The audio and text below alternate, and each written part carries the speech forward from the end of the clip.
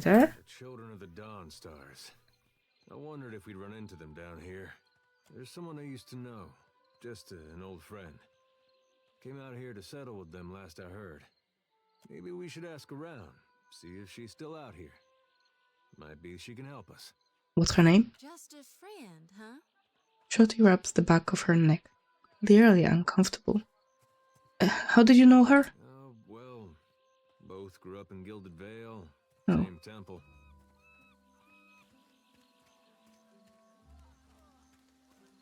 Your cheeks are red. All right. We used to, She was real loud, too. Used to have to cover her mouth or she'd get the dog howling in the next room. Shorty's face mottles bright red and she turns away, hands covering her ears. Eyes. Why? Well, I get the picture. I knew you'd understand. You're gonna like her. I got a good feeling.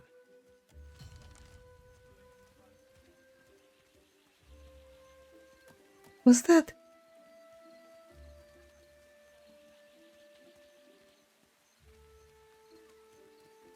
I shall. I thought I missed something, but apparently not.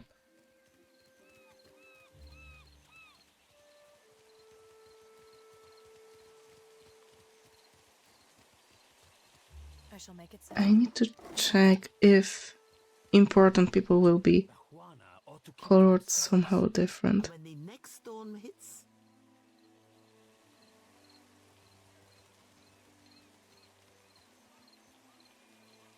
Might be someone with a name.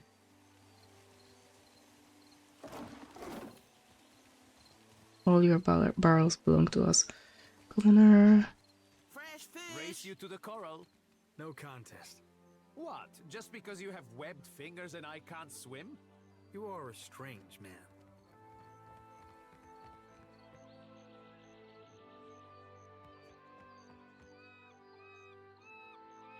Oh no, I'm sure he was talking about praying too loud. No, don't steal. Don't steal. I have many fish here to trade. I caught them myself. The Almauer grins proudly. Okay, then let me see. This is what you have. This is my stash. So let's begin.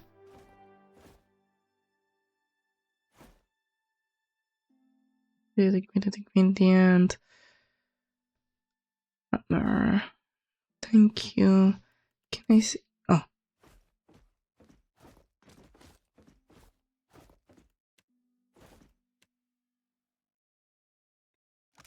Does it do anything? I don't think so.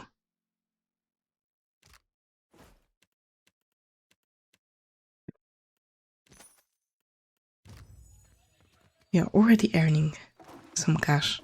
We're gonna need it.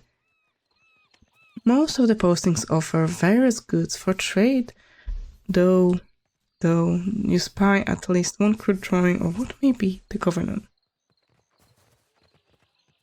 Okay, you have a name, so you are not looking any different from the others.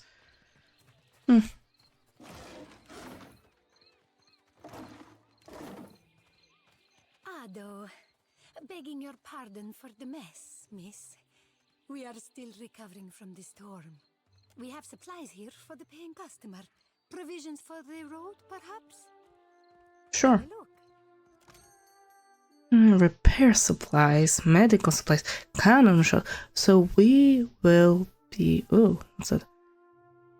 Difference. What is that? Oh, that's for head.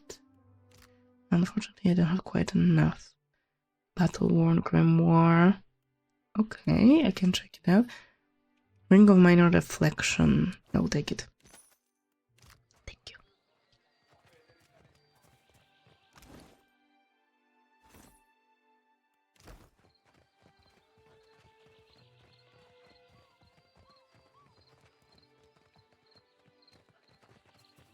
Taylor, power worker, dog worker.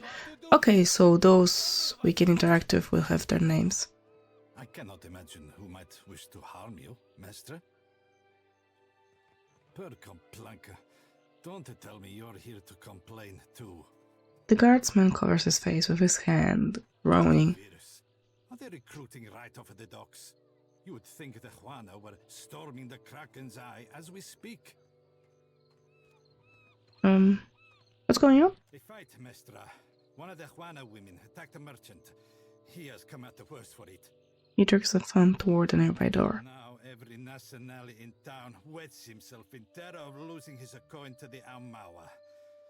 We would bring in the thief, but Clario would not have us march into the village and defend Ikawa much longer, and I do not think any of us will have a choice in the matter. If you wanted the details of it, speak to Rinko himself. He will delight in telling you the tale. The armor makes a sharp, frustrated hand gesture and turns away. Hey, let's take a look.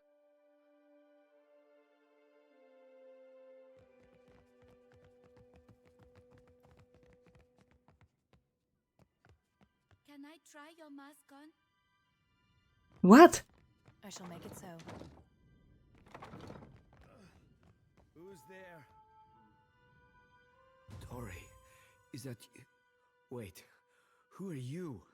The figure in the bed is a young Valian man. The first thing you notice is that he seems to have been severely beaten. One eye is nearly swollen shut, and where his skin is revealed, it is a patchwork of livid bruises. He groans and winces as he props himself up, glaring up at you with one good eye. I know exactly how he feels. And I beat up a lot of folks just the same way. Shotty lifts her chin in interest. What is this?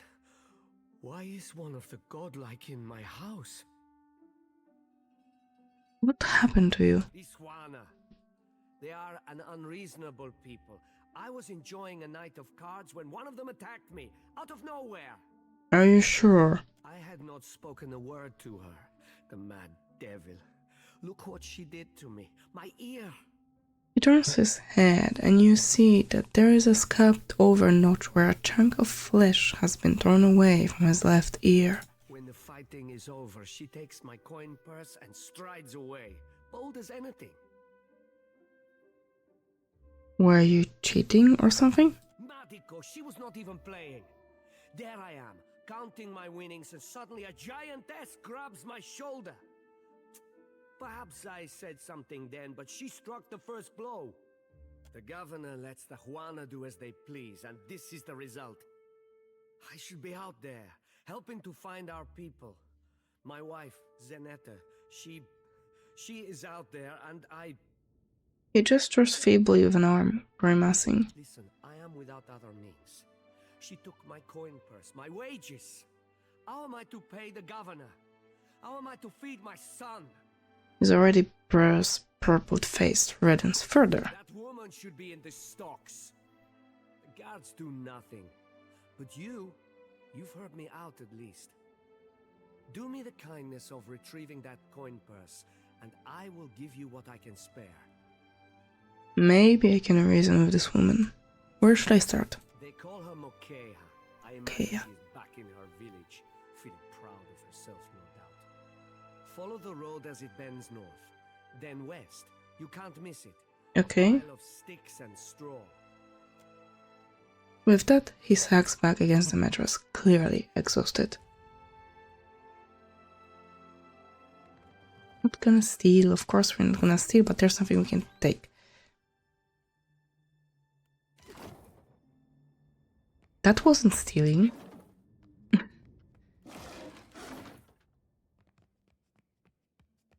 This chart appears to outline some kind of mining operation. Numbers in the nearby ledger seem to allude to volume, though of precisely what isn't clear.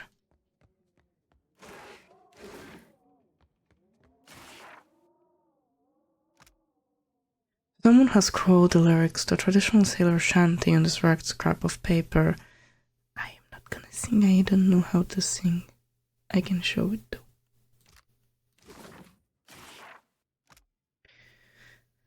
Mention the name wrecked in Airglass Avenue, be told stories of a glorious freedom fighter. an Orlan who used his tactical savvy and battle training to protect the Glenfadan from the encroaching evil of the invaders in the Dirwood.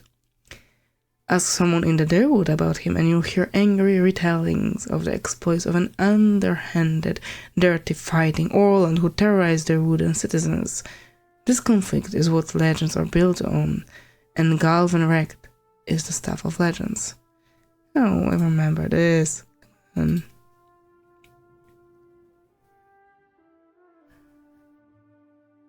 Okay, I think this is something new. Animancy is a science both respected and reviled, sometimes by the same person. For all the research done on the topic, we still know so little. Control over life itself. Something animancers have been working toward for hundreds of years.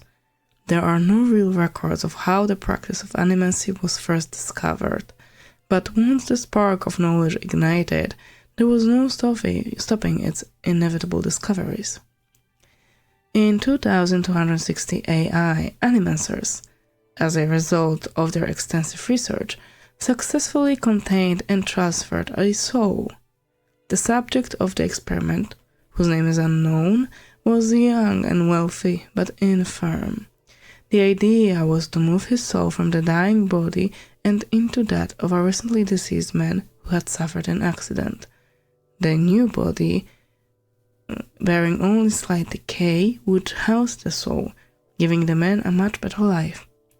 The outcome of this experiment resulted in the condemnation and outlaw of animancy in the Ederian Empire. Again, while we have no true records of what happened, as they were all destroyed after animancy was outlawed, a journal was discovered, a makeshift confession by one of the participants. Excerpts from that journal follow. 2260 AI Form Primas 16. It is done, and the gods forgive us for our arrogance. I am not sure what I was expecting. Certainly not that. But what did any of us expect? Still, behind the revulsion there is a sense of pride, something I can't deny. All the research, the studying, everything we worked for. We thought we would change the world. How it's changed. All was in place. The twisted form lying on the table next to his new vessel. The equipment had been prepared. The tinctures and potions and all carefully crafted. Every detail painstakingly organized to ensure success. We most assuredly succeeded. The procedure went exactly as it should. The soul, extracted from the old body, held bound in place to prevent it from moving on. Then the next steps, transferred to the fresh vessel. It was beautiful and terrifying. I listened as they spoke the words of binding. I watched the soul move. Not the soul itself, of course, but the vapor we used to detect it, as it lowered into the vessel. A gentle luminescence covered the body, and then nothing. Silence. Darkness. I held my breath, afraid that even the slightest disturbance would destroy all of our hard work. Then motion. Then, dear gods, then blood. How did I survive? I don't know. The vessel rose from the slab and the room breathed. Every person crowded around the tables exhaled. Some cheered. We had made life from death. We had become eternal. The body closed its eyes and tilted its head, looking for all purposes to be listening for something or to it. Then its eyes popped open and it moved. Its lips peeled back from its teeth in a horrible expression of fury. It fell on the nearest man, tearing his throat, knocking him to the ground. Then the room erupted into screams, shouts, and a flurry of bodies running, pushing, doing something in their power to get away from the creature sitting on their colleague. But right before that happened, in the split second before the chaos, when there was nothing in the air but the stunned, terrified silence, I heard it. sitting there on his chest, face at his neck, and it was feasting.